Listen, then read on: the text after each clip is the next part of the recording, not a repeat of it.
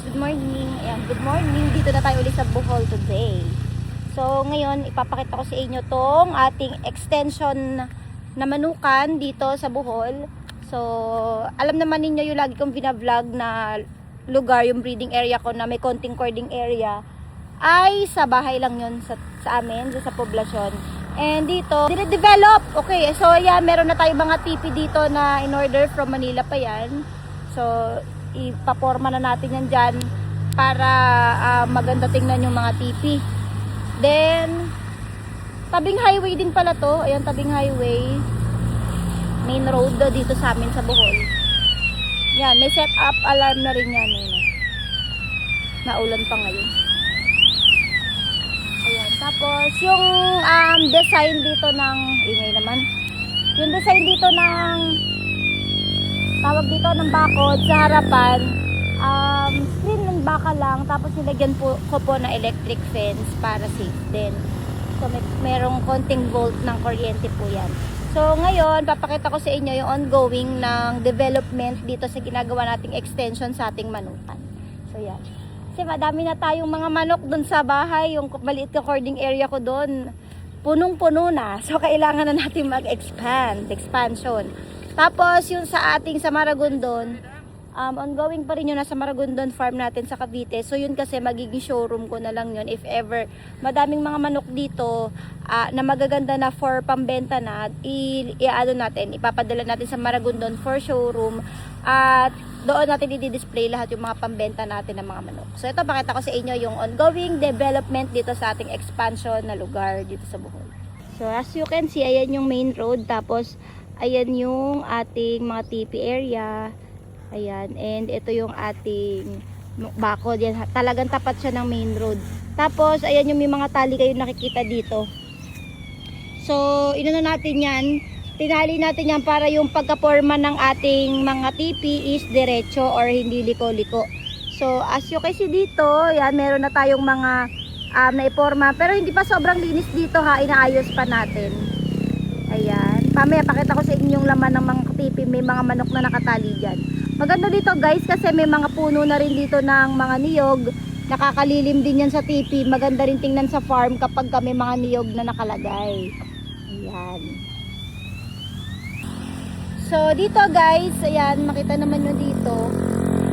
Naulan ngayon, nag-vlog ako. Sayang kasi yung pinunta ko dito pag hindi ako nag-vlog.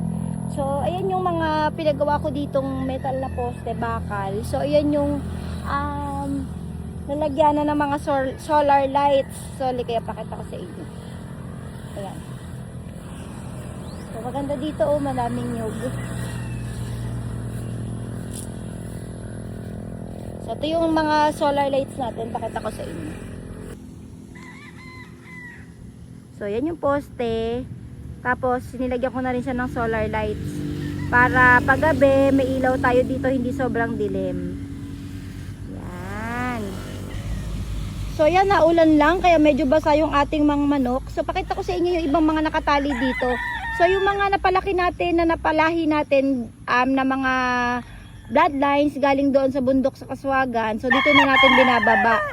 So, ito, basa ka lang, pero pogi ka pa rin. So, ayan, meron din tayo ditong Boston Roundhead. Batang-bata po. May wing band na rin to, Pelonica Farm. So, ayan. Batang-bata pa, tsura pa lang. Kitang-kita nyo naman. Gwapo, oh. Oh? Gwapo. Ito mga farmers, ito yung ating Black Kelso. Ayan. Ayan, oh, ganda. Meron tayong Black Kelso dito na bagong cording. Ganda. Oh, kita niyo yan? Oh. Kahit umuulan, gwapo. Pati paa niya, black. So, yan. Paikot-ikot tayo. Pakita ko lang sa inyo yung mga naka-cord dito kasi kahit basa sila, ang gagwapo. Oh, kita niyo yan? Oh. Ayan na po yung ating mga palahi dito na galing sa aking mga breeding na mga magagandang bloodlines. So nag-start na tayo mag-cording ng napakagagandang mga lahi ng manok. Ayan, wala nang Filipino warriors na mukha to. Pure breed na, oh. Oh? Oh?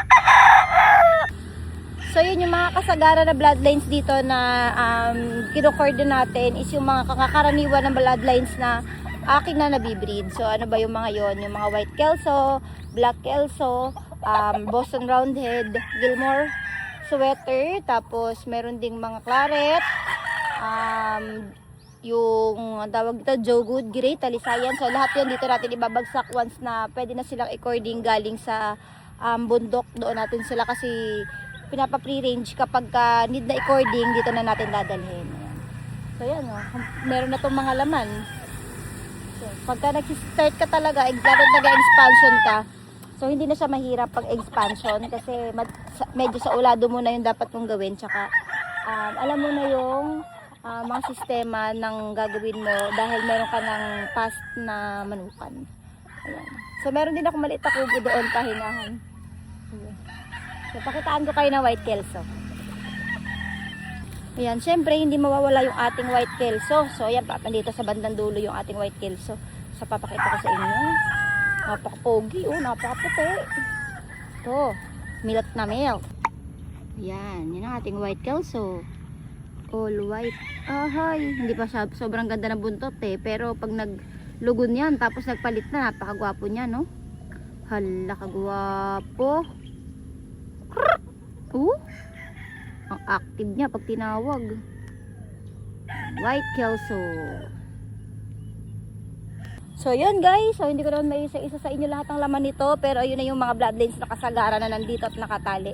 So dito sa ating new area na expansion, wala po tayo dito ilalagay na may mga halo na Filipino warrior na noon. So like so sinabi ko nakaraan sa vlog, inuubos ko na lang yung panlaban. Pero ngayon, yung mga makikita nyo sa ating mga cording area, ito po lahat ay may mga lahi na pure breed and mga two-way crosses ng mga magagandang mga bloodlines na pinadami na natin. So dito, bago tayo magtapos sa aking last vlog, so meron po rin ako pinagawa dito na kubo, ayan, para sa nakatira dito.